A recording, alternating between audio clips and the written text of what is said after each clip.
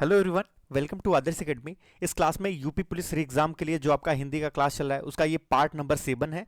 और इसमें हम डिस्कस करने वाले हैं अपने उपसर्ग और प्रत्यय से जुड़े हुए इंपॉर्टेंट क्वेश्चंस को जो आपके एग्जाम में पूछा जाता है।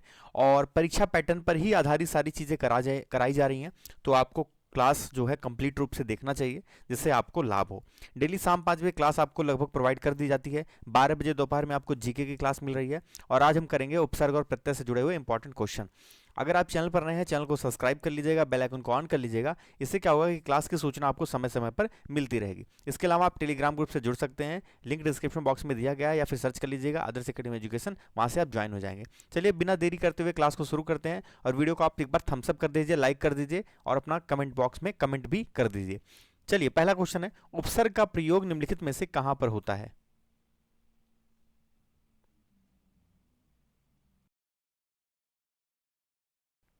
बताइए, उपसर्ग का प्रयोग निम्नलिखित में से कहां पर होता है? इसका उत्तर ऑप्शन नंबर ए, उपसर्ग का प्रयोग हमेशा शब्द के आरंभ में होता है। शब्द के शुरुआत में ही उपसर्ग का प्रयोग किया जाता है। किसी शब्द के शुरुआत में अगर आप कोई शब्द लगाते हैं उसे उपसर्ग कहा जाता है। अगला क्वेश्चन, जो धातु या शब्द के अंत में जोड़ा जाता है उसे क्या कहा जाता है?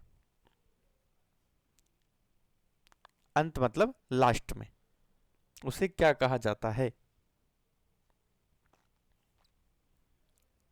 तो इसका सही उत्तर है प्रत्यय। ऑप्शन नंबर डी, प्रत्यय कहा जाता है। उपसर्ग लगता है पहले, शब्द के पहले, और ये लगता है अंत में। अगला क्वेश्चन, प्रख्यात में प्रयुक्त उपसर्ग इनमें से कौन सा है? प्रख्यात शब्द में कौन सा उपसर्ग लगा है?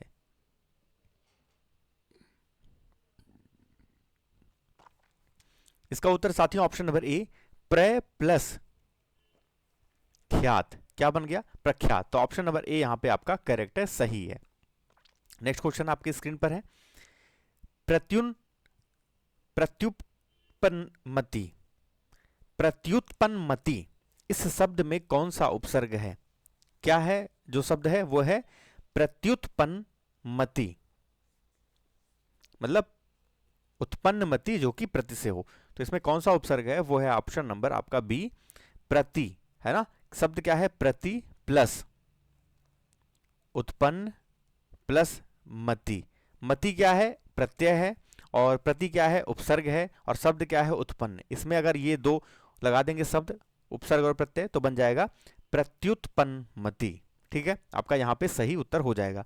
और देखिए, चूंकि ये जिस तरह से बन रहा है इसमें संधि भी एक है, वो संधि आपका यड़ स्वर संधि। यड़ स्वर संधि इसमें उपयोग किया गया है। अगला क्वेश्चन है आपके स्क्रीन पर। चलिए अगला क्वेश्चन, वीडियो को आप लोग देखा करिए, है ना? जो भी चीजें बताई जाती है बड़ा इंपॉर्टेंट होता है। ऐसा कुछ भी नहीं है जो आपके एग्जाम के लिए इंपॉर्टेंट ना हो, उन सभी को इसमें शामिल किया जाता है। तो उस चीज के आधार पर आपको चीजों को देखना है। अगला क्वेश्चन है, गमन शब्द को विपरीतार्थक बनाने के लिए आप किस उपसर्ग का प्रयोग करेंगे? गमन शब्द को विपरीतार्थक बनाने के लिए आप किस उपसर्ग का प्रयोग करेंगे? बताइए।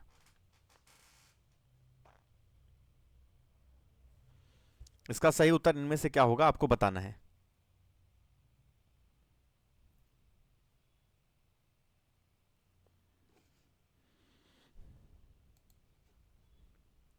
अब सभी साथी बताएंगे इसका सही उत्तर क्या होगा। देखिए, गमन लिखा है। गमन मतलब होता है जाना। गमन का क्या मतलब होता है साथियों? गमन का मतलब होता है जाना, है ना? अगर जा रहे हैं तो उसको बोलते हैं गमन। क्या बोलते हैं? गमन बोलते हैं।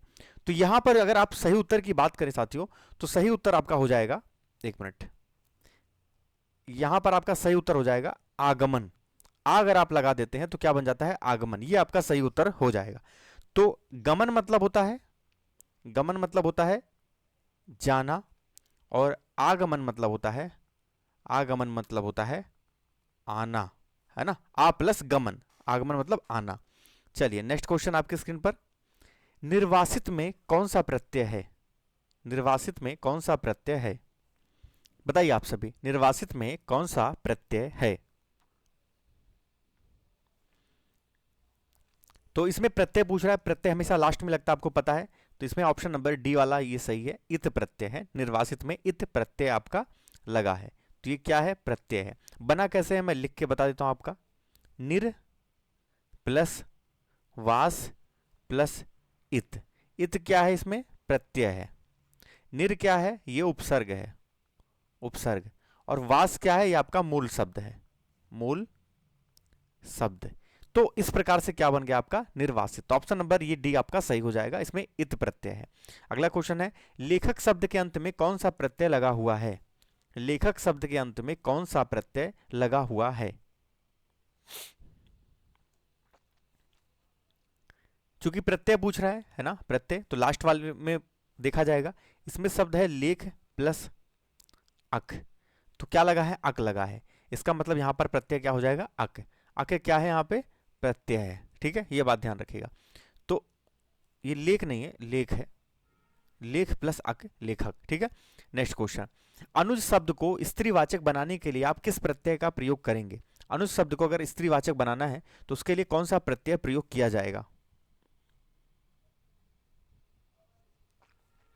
देखिए, अनुज शब्द है, अनुज, और यहां पर भी अनुज शब्द है ना। अगर हमको इसको स्त्रीवाचक बनाना है तो देखिए, अनुज शब्द का मतलब होता है छोटा भाई, छोटा भाई। और अगर यहां पर आ की मात्रा लगा देते हैं अनुजा, तो इसका मतलब होता है छोटी बहन, छोटी बहन। इसका मतलब आ प्रत्यय लगेगा इसमें, ठीक है। स्त्रीवाचक बनाने के लिए आपका आ प्रत्यय इसमें लगेगा, यही आपका करेक्ट हो जाएगा। नेक्स्ट क्वेश्चन है, सुत शब्द को स्त्री बनाने के लिए, स्त्रीवाचक बनाने के लिए किस प्रत्यय का प्रयोग किया जाएगा। अगर स्त्रीवाचक बनाना है सुत प्रत्यय को तो क्या लगेगा, सुत है ना। और यहां पर भी मान लीजिए सुत है, तो सुत मतलब क्या होता है, सुत मतलब होता है पुत्र, और स्त्रीवाचक बनाना है, इसका मतलब इसको पुत्री बनाना है, तो इसमें आ की मात्रा लगेगा। तो ऑप्शन नंबर बी सही हो जाएगा। जैसे उदाहरण के लिए एक और भी है, तनय हो, इसको स्त्रीवाचक बनाना हो तो क्या हो जाएगा, तनया, है ना। अगर मान लीजिए लिखा है अग्रज, अग्रज, इसको स्त्रीवाचक बनाना है तो क्या हो जाएगा, अग्रजा। तो यहां पर आ प्रत्यय लगेगा, ये बात ध्यान में रखना है। अगला क्वेश्चन है, स्पृश्य, स्पृश्य शब्द को विलोमार्थक बनाने के लिए किस उपसर्ग का प्रयोग किया जाएगा। स्पृश्य शब्द को अगर विलोम शब्द बनाना हो तो क्या उपसर्ग इसमें लगेगा। शब्द क्या है, स्पृश्य। स्पृश्य का मतलब क्या है, स्पृश्य का मतलब जिसे, जिसे, जिसे आप जो है, जिसे छू सकते हो, जिसे आप छू सकते हो, उसे बोलते हैं स्पृश्य। और अगर आ शब्द लगा दें, अस्पृश्य, तो ये नकारात्मक रूप में बन जाएगा, नेगेटिव में, यानी जिसे छू ना सके, जिसे, जिसे छू ना सके, है ना। जिसे छू सके उसे बोलेंगे जो है स्पृश्य, और अस्पृश्य मतलब जिसे ना छू सके। तो ऑप्शन नंबर सी यहां पे सही हो जाएगा। ये क्या है, आपका उपसर्ग है। अगला क्वेश्चन है, प्रतिकूल शब्द में कौन सा उपसर्ग है। प्रतिकूल शब्द में इनमें से कौन सा उपसर्ग लगा है, आपको बताना है।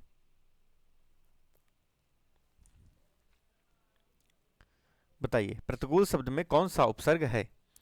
देखिए, इसमें क्या है, कुल शब्द होता है ना, कुल शब्द, उसमें अगर आप प्रति लगा देते हैं तो प्रतिकूल बन जाता है। ऑप्शन नंबर डी यहां पे सही हो जाएगा। ये हमेशा ध्यान रखिएगा कि उपसर्ग पहले लग रहा है और प्रत्यय बाद में लग रहा है। अगला क्वेश्चन आपकी स्क्रीन पर है कि कौन सा उपसर्ग आचार शब्द से पूर्व लगने पर उसका अर्थ जुल्म हो जाता है।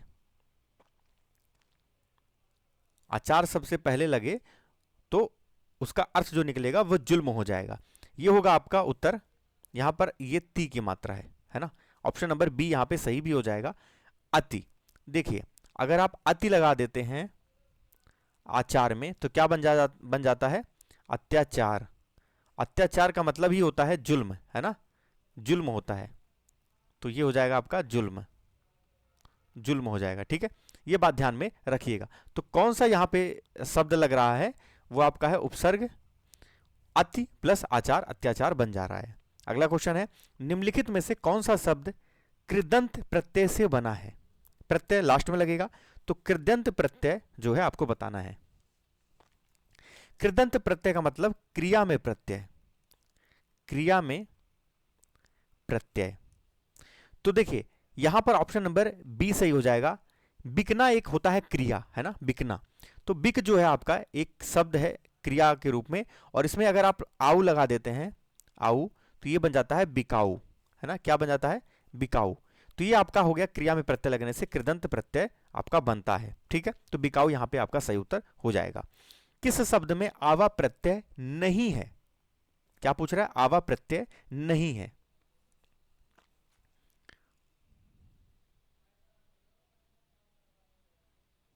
इसमें ऑप्शन नंबर सी जो है सही हो जाएगा।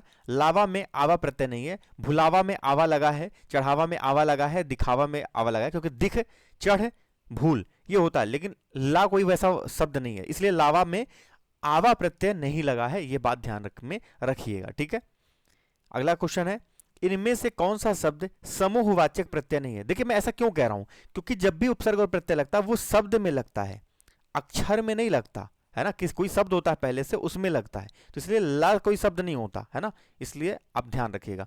इनमें से कौन सा शब्द समूहवाचक प्रत्यय नहीं है? क्या पूछ रहा है आपसे? समूहवाचक प्रत्यय जो नहीं है, नकारात्मक रूप में पूछ रहा है। तो समूहवाचक में देखिए लोग होते हैं समूह में होते हैं, गण जो है आपके समूह में होते हैं, वर्ग में भी लोग समूह में होते हैं, लेकिन प्रस जो है वो समूहवाचक। प्रस में काम करने वाले लोग समूह हो सकते हैं, लेकिन प्रस अपने आप में कोई समूह नहीं है, इसलिए ध्यान रखिएगा ऑप्शन नंबर डी यहां पे क्या है, करेक्ट है। अगला क्वेश्चन, व्यवस्था से पूर्व कौन सा उपसर्ग लगाएं कि उसका अर्थ विपरीत हो जाता है? यानी व्यवस्था में पहले क्या लगा दें जिससे उसका अर्थ बदल जाए?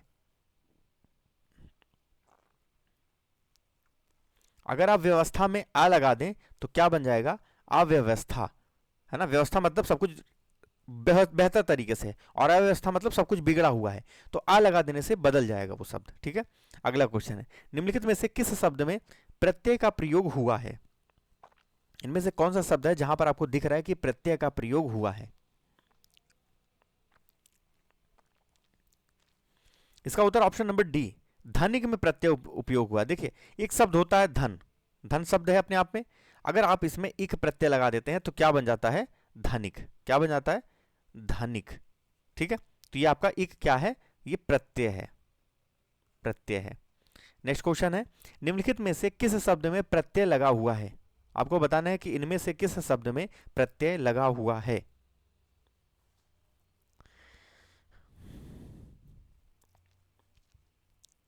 यहां पर उत्तर है ऑप्शन नंबर डी, जादूगर। जादूगर को अगर आप ध्यान से देखें तो यहां पर शब्द क्या है? जादू, जादू, और प्रत्यय लास्ट में लगता है, तो इसमें लगा है गर प्रत्यय, गर प्रत्यय लगा है, तो क्या बन गया? जादूगर। नेक्स्ट क्वेश्चन, किस शब्द में उपसर्ग का प्रयोग हुआ है? उपसर्ग मतलब शुरुआत में लगेगा, उपसर्ग का प्रयोग हुआ है।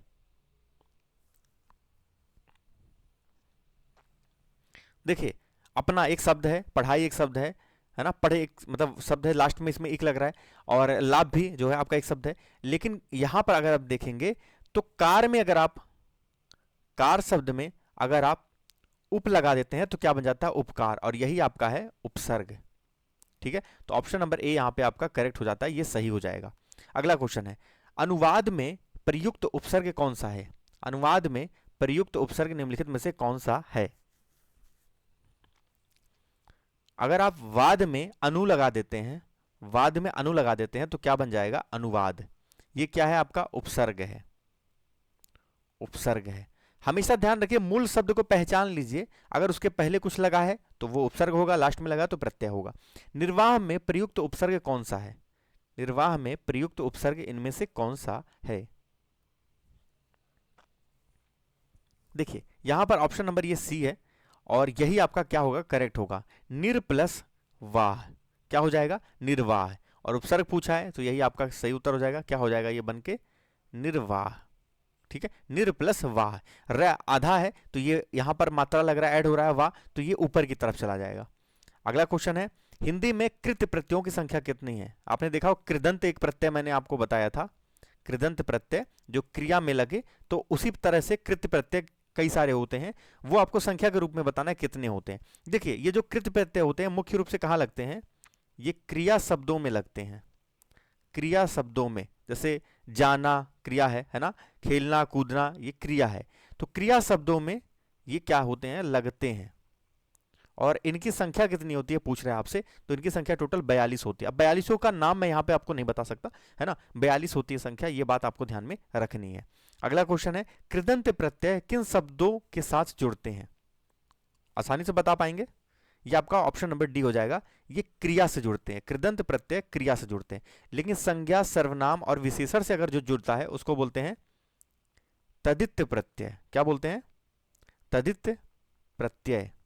ये बात ध्यान में रखिएगा, ठीक है।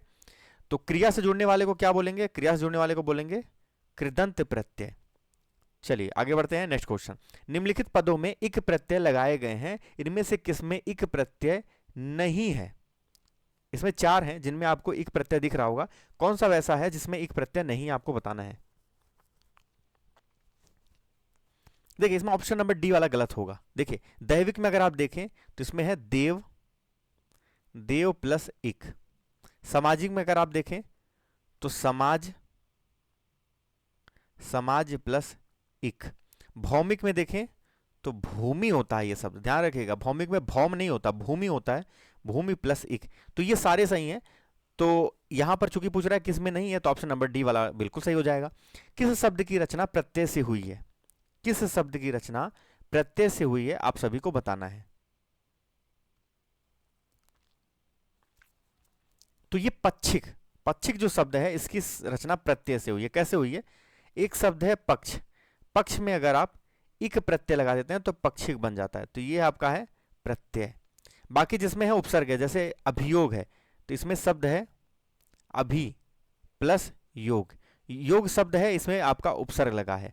उसके बाद व्यायाम में देखें तो वी आपका लग रहा है उपसर्ग, और शब्द क्या है? आयाम। तो आयाम में वी लगाने से क्या बन रहा है? आपका व्यायाम। उसके बाद अपमान में अगर देखें तो एक शब्द होता है मान, है ना, मान शब्द है मूल रूप से, इसमें अगर आप अप लगा देते हैं तो क्या बन जाता है? अपमान। तो इन सब में आपका तीनों में क्या है? इन तीनों में आपका है उपसर्ग, और इसमें क्या है? इसमें है आपका प्रत्यय। इसलिए ये वाला ऑप्शन क्या है? आपका करेक्ट है, ठीक है, ध्यान रखिएगा। तो यहां पर आपका ये क्लास जो है समाप्त हो गया। उम्मीद करते हैं कि क्लास आपको अच्छा लगा होगा। फिर से बता दे रहे हैं, टेलीग्राम ग्रुप पे जरूर जुड़ जाइए, पीडीएफ वहीं आपको प्रोवाइड किया जा रहा है और लिंक डिस्क्रिप्शन बॉक्स में दिया गया है। इसके अलावा आप हमें फेसबुक, ट्विटर और इंस्टाग्राम पे भी फॉलो कर सकते हैं, जिसका लिंक इसी वीडियो के डिस्क्रिप्शन बॉक्स में दिया गया है। सब्सक्राइब कर दीजिएगा और प्लीज़ आप लोग से रिक्वेस्ट है, वीडियो को लाइक किया करिए। जितने लोग भी हैं लाइक कर दीजिए और अपना फीडबैक बताइए आपको क्लास कैसा लगा। मोटिवेशन मिलता है, क्लास आपको मिलता रहता है डेली बेसिस पर, है ना। चलिए फिर मिलते हैं नेक्स्ट वीडियो में, तब तक के लिए जय हिंद, वंदे मातरम।